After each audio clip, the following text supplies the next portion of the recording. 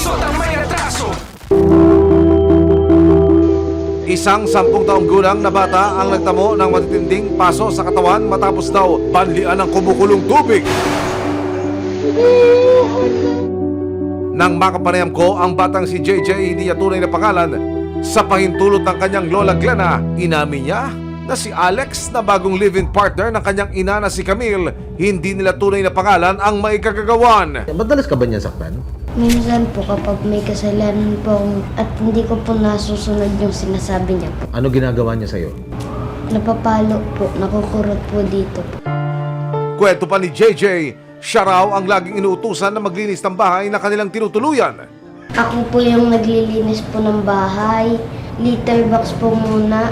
Ni-scoop ko po yung dumi. Tsaka po magwawalis lampaso. Yun na po, maghuhugas din po ng pinggan. At nang tanungin kung paano siya napasok, Paano ka binuhusan? Pag ganun po, dumaan po dito. Tapos lumampas. Bumaba po pag ganun.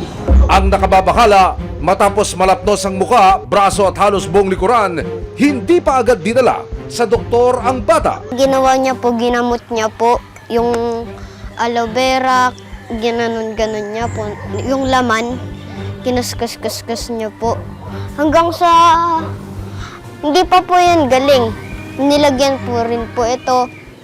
Isang overseas Filipino worker sa Middle East ngayon ang ina ni JJ na si Camille. Pero bago makapag-abroad, kay Glena, lola ni JJ, pinaalagaan ni Camille si JJ habang nagtatrabaho ito bilang kasambahay. Ako po naging alaga mula 1.5 year hanggang sa 9 years old po.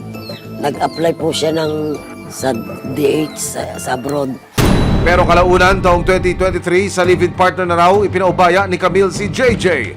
Ihiramin nga daw si JJ at ipapasyal daw at ipamimili. Ihatid na nga daw. Sabi daw nito si JJ ay ayaw na niyang pumunta doon sa aking anak. Hanggang doon lang po, wala po kaming kontak.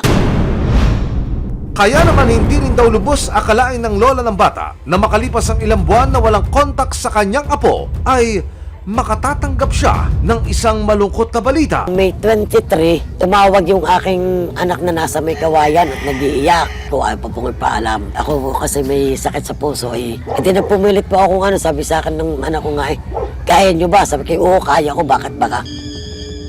Ay gusto ko makita si JJ nga. Pinakita yung picture na talagang bagong banli na pagampaga ang mukha. Resibo, walang lusot ang may